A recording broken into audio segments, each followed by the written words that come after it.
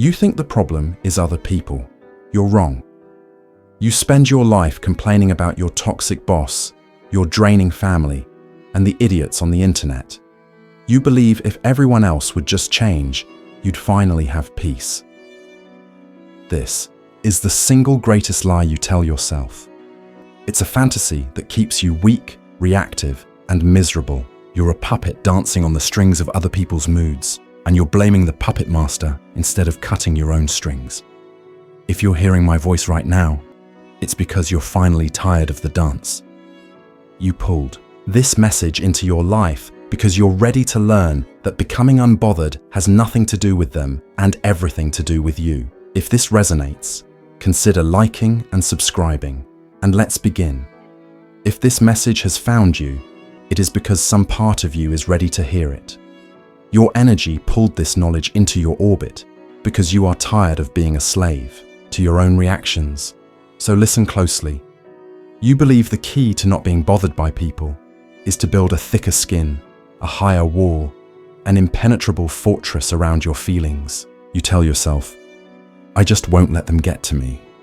You think you're being clever, acting like some stoic warrior from a history book.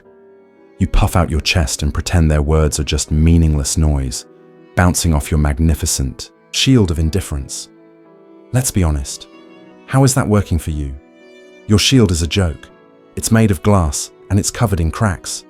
Every insult, every perceived slight, every time someone questions your intelligence, another crack appears. You spend all your energy patching this fragile, useless shield, pretending you're fine. But you're not fine. You're exhausted. You're one bump away from shattering into a million pieces, and then you lash out, proving to everyone that you were never in control to begin with. This entire strategy is a fool's errand. You think strength is about blocking things out. That is a child's understanding of power. True strength is not about what you can block. It's about what you can understand so deeply that it no longer has any power over you. Let me tell you about a man named Daniel. He was a project manager, and he was convinced he was the calmest person in his office. He had this mantra: I am a rock. Nothing moves me. He saw his team as a collection of emotional children. There was Sarah, who he labeled the lazy one. There was Mark, the arrogant know-it-all. And there was Chloe, the constant complainer. Daniel sat at his desk, armored in his superiority, believing his job was to tolerate these lesser beings without reacting. He thought he was winning. He'd hear Sarah miss a deadline and think, typical, not my problem. He'd listen to Mark dominate a meeting and think, let the peacock show his feathers. But inside, the pressure was building. He wasn't a rock. He was a pressure cooker with a faulty valve. One day, during a minor budget review, Chloe pointed out a small error Daniel had made. It was nothing, a simple typo. But for Daniel, it was the final crack in his glass shield. He didn't just get angry, he erupted. He stood up and delivered a 10-minute tirade about incompetence, laziness, and disrespect, humiliating Chloe in front of the entire team. In that moment, his rock persona crumbled, revealing the insecure, terrified man who had been hiding behind it all along. He lost the respect of his team and nearly lost his job. You do this too. You bottle it all up, you label people, you judge them from your imaginary high horse, and you think that makes you strong. You believe that ignoring the poison will somehow make you immune to it. All you're doing is letting it build up inside until you're the one who becomes toxic. The problem wasn't Chloe, Mark, or Sarah. The problem was Daniel's complete misunderstanding of what was happening. He thought he was being attacked from the outside. He never realized the battle was entirely on the inside. Here is the first truth you must accept. The things that trigger you in other people are not random. They are echoes. They are sounds bouncing off the hidden walls of your own inner world. The anger you feel toward another person is a message from you, to you, about you. Daniel saw Sarah as lazy. Why did this bother him so much? Because his deepest, most terrifying fear was being seen as unproductive himself. He had built his entire identity on being a hard worker, a provider, the one who never stops. Sarah's behavior didn't threaten the project. It threatened his fragile sense of self. Her perceived laziness was an echo of his own terror of failure.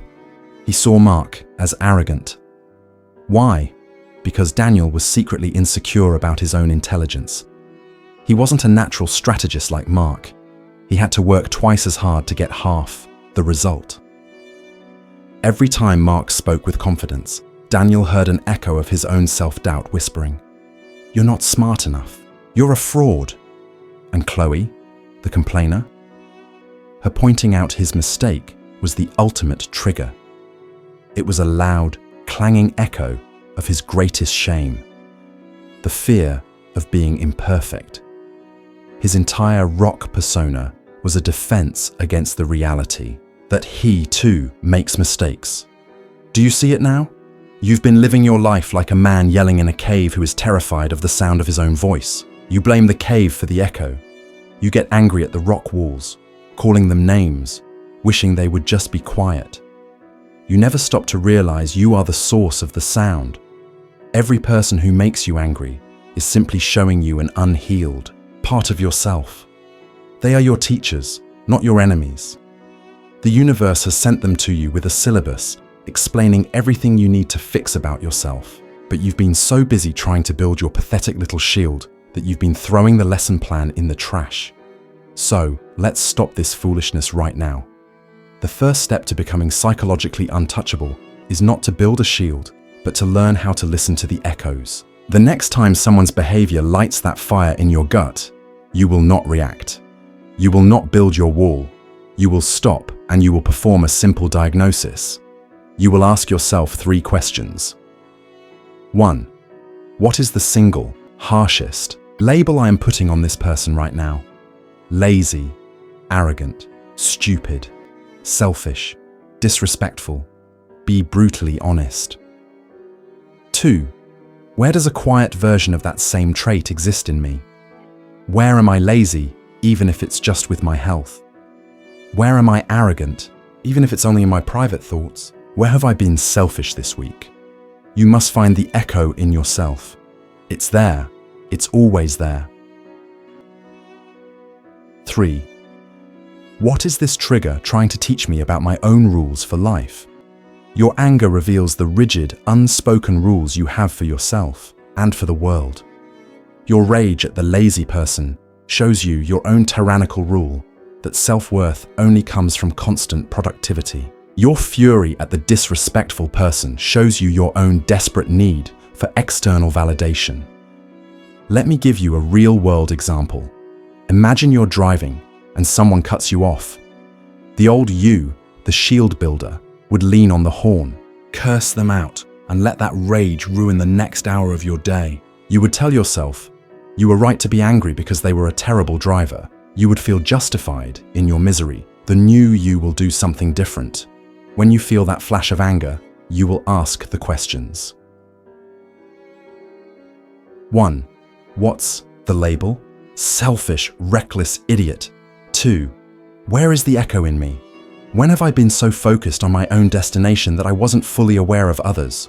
Maybe not in the car, but in a conversation where I cut someone off to make my point.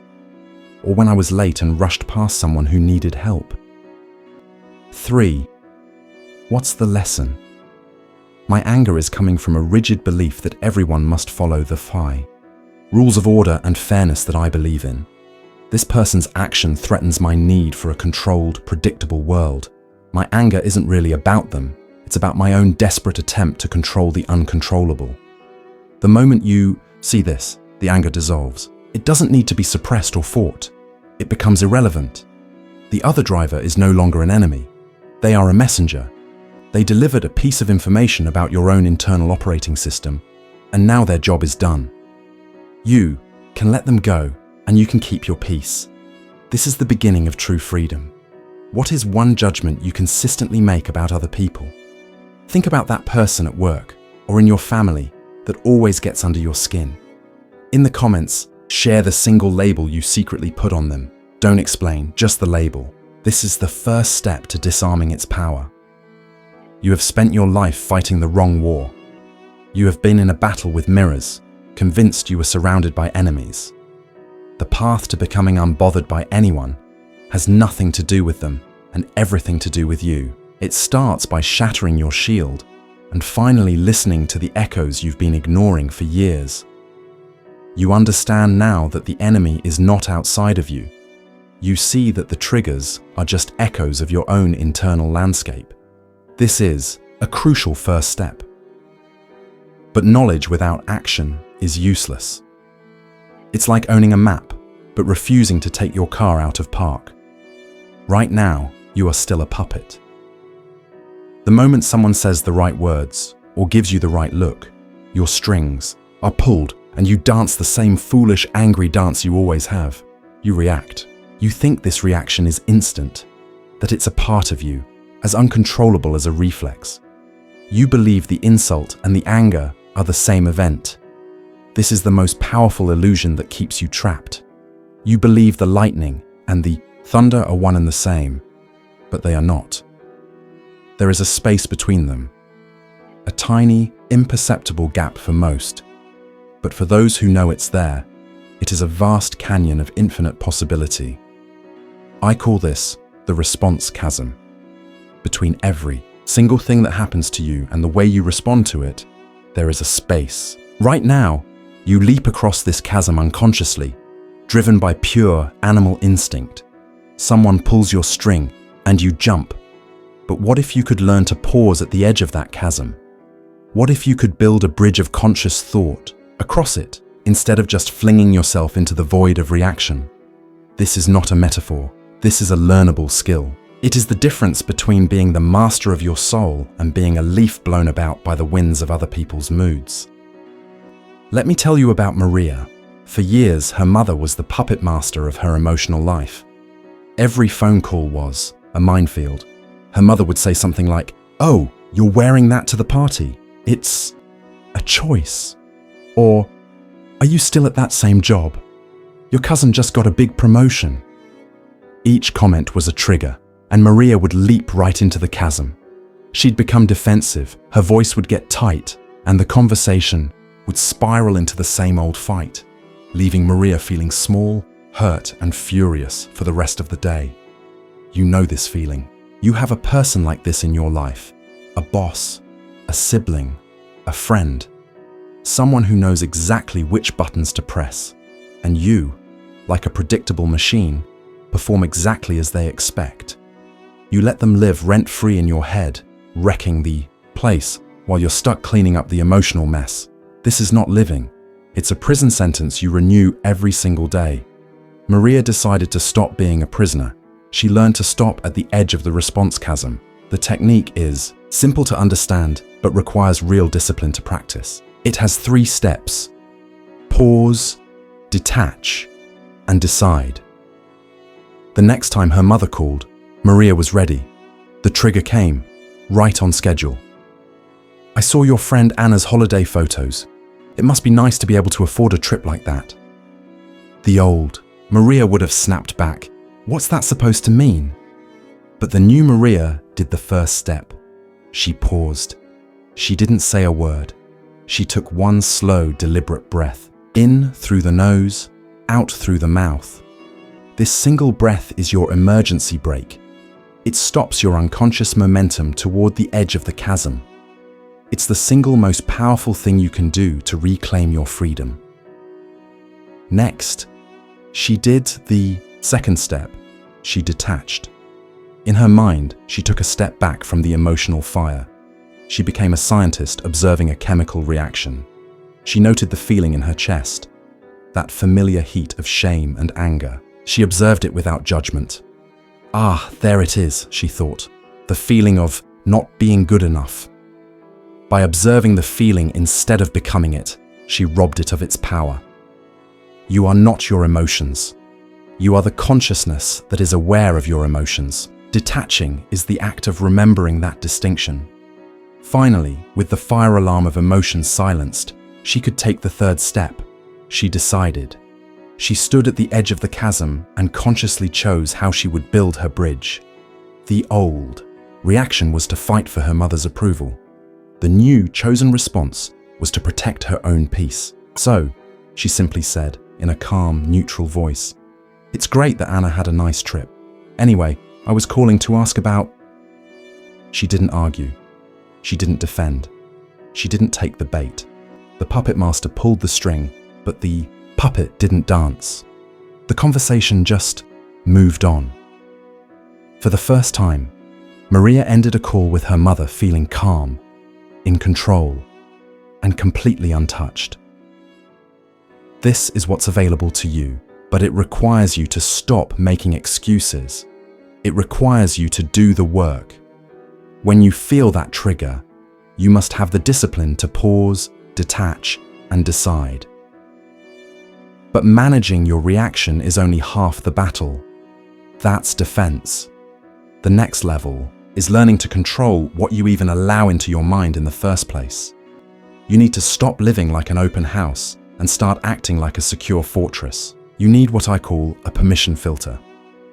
Your mind is not a public park where any stray thought or opinion can wander in and set up camp. It is your private, sovereign space. You are the only one who can grant a visa.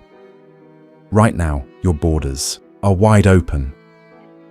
Any negative comment, any passive-aggressive remark, any piece of criticism gets an all-access pass. The permission filter is the bouncer you hire to stand at the door. This filter operates on 3 simple rules. When an external event, a comment, an email, a look, arrives at your border, you run it through this protocol. Rule 1. Is this information useful for my growth? Not, is it true? Not, does it hurt? But, is it useful? If your boss gives you constructive feedback on a report, that's useful. You grant it a visa, let it in, and use it to improve. But if a stranger on the internet calls you an idiot, useless, that gets denied at the border. It's not even worthy of an emotional response. If your aunt criticizes your life choices because they're different from hers, that's her echo, not your lesson. Useless. Denied. Rule 2. Whose emotion is this? This is a critical distinction you failed to make your entire life. When your partner comes home angry about their day and snaps at you, you absorb their anger, you make it your anger. The permission filter stops this. You learn to see it as an object. You can say to yourself, that is my partner's anger. It belongs to them. I can observe it. I can have compassion for it, but I do not have to pick it up and carry it for them. You must learn to separate their emotional baggage from your own mental space. Rule 3.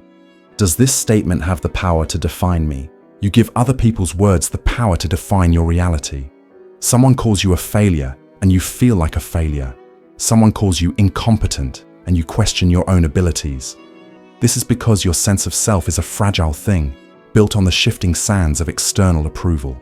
An identity fortress is built on a foundation of your own choosing. Your values, your efforts, your principles. When you have a strong identity fortress, external opinions are just data.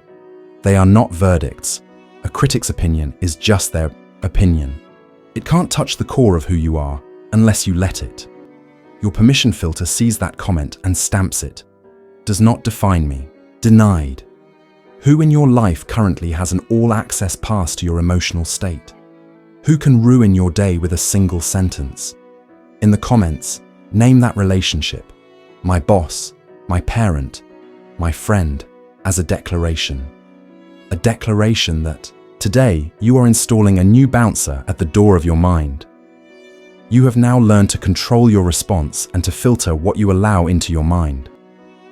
You have moved from being a helpless puppet to a conscious gatekeeper. You are no longer on the defensive. But this is not the final stage. True power isn't just about deflecting negative energy. It's about learning how to harness it. It's about turning the attacks of others into the very fuel that propels you forward. That is the next and final step. You've learned to stand at the edge of the chasm and choose your path. You've learned to stand guard at the door of your mind. You have built a defense. You can now protect your peace. But let me be clear, a life spent only on defense is a life half lived. A fortress is a safe place, but nothing grows there.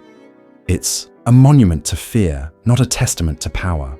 The ultimate goal is not to survive the world's negativity. The goal is to use it as raw material to build your empire. This is the final stage. This is where we move from defense to offense, not the petty offense of lashing back, but the grand offense of turning every ounce of negative energy directed at you into fuel for your own ascent. This is psychological judo. In the martial art of judo, a master doesn't meet force with force. That is a brutish and inefficient strategy. Instead, the master uses the opponent's own momentum, their own aggressive energy, to effortlessly redirect them. You are going to learn to do this with human emotion. You will stop seeing triggers, insults, and attacks as problems to be blocked. You will start seeing them as gifts of pure, raw energy that you can harness for your own purposes. The more someone tries to pull you down, the more fuel they are giving you to rise. Think about David, a young entrepreneur who started a small graphic design firm. His main competitor was an older, larger agency run by a man who saw David as a threat. This man would publicly mock David's work, calling it amateur and derivative. He'd undercut his prices and try to poach his clients. For months, David was on the defensive. He used the techniques you've already learned. He paused his reactions. He filtered the insults, labeling them as useless information born from his competitor's insecurity, and it worked. He found a measure of peace. He wasn't angry anymore. He was surviving. But he wasn't thriving.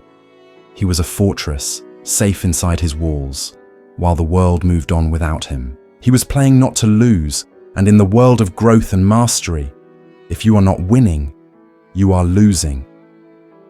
He realized that deflecting the energy wasn't enough. He needed to capture it and plug it into his own generator. He started practicing psychological judo. The method is a 3-step energy conversion. The next time his competitor sneered at his work in a public forum, David didn't just deflect it. He performed the first step. Extract the core charge. What was the raw emotional energy being fired at him? It was contempt, a feeling designed to make him feel small, worthless, and illegitimate. Second step. Identify the potent opposite. What is the powerful, virtuous opposite of contempt? It is not acceptance. It is not being liked. It is genuine, undeniable respect. The kind of respect that is earned through superior skill and unimpeachable character. Third step. Convert energy into action. David took the raw energy of his competitor's contempt and used it as fuel to earn that respect. Every mocking comment became a command in his own mind. Get better. Every jab became a reason to spend another hour refining his skills. Every insult became a reminder to treat his own clients with such profound respect and professionalism that his reputation would become untouchable.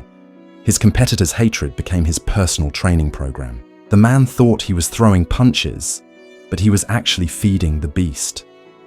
Within 2 years, David's firm became known as the most innovative and client-focused in the city.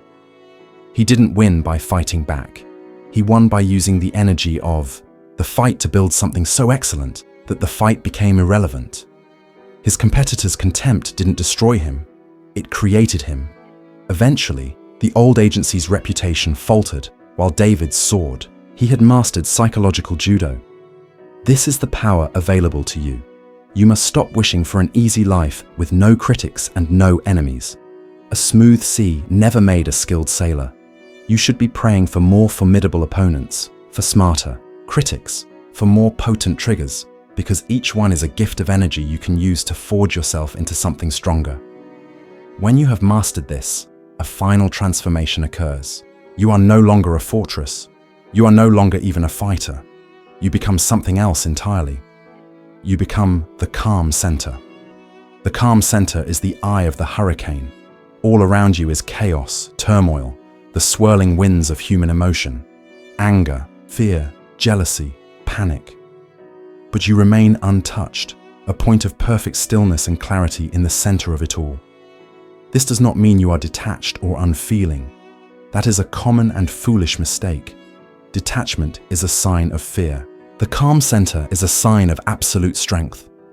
You are so grounded in your own being, so secure in your own psychological foundation, that you can afford to engage with the chaos of others without any risk to yourself. You can listen to someone's rage without becoming angry. You can sit with someone's sorrow without becoming sad. You can hear their fear without becoming afraid. You don't absorb their state, and you don't judge it. You simply hold a space for it. Your unshakable peace becomes a silent anchor for them. Your stability gives them a reference point to navigate their own storm. People will start to seek you out, not for advice, but for your presence alone. Your calm is a resource. Your immunity is a gift you can now offer to the world. David experienced this. One day, he heard his old competitor was on the verge of bankruptcy. The man who had been his tormentor was now a broken man. The old David, the shield builder, might have felt a smug sense of victory. The defensive David might have felt a sense of relief. But David, the calm center, felt only a quiet sense of compassion. He could now see the man's attacks for what they always were, the desperate cries of a man terrified of becoming irrelevant. He saw the pain behind the poison. He met with him, not to gloat, but to listen. He held a space for the man's bitterness and fear, and in doing so, gave him a moment of peace. He had transmuted the man's contempt into his own success, and then transmuted his success into compassion. This is the final stage of power. Your journey began with the foolish notion of building a shield. You learned to see that your triggers were just echoes from within. You learned to stand in the chasm between trigger and response. You learned to filter what you allow into your sovereign space. You have now learned to harness the negative energy of others and convert it into your own strength. You now stand at the final gate. The choice is to become a source of stability in a world of chaos. To be the one who can touch any pain without being broken by it. To be so profoundly at peace with yourself that your peace becomes a light for others.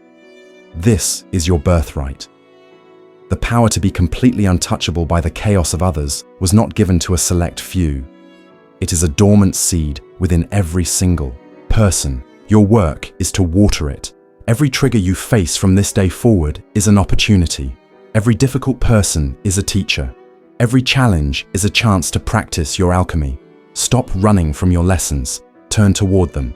Your freedom depends on it.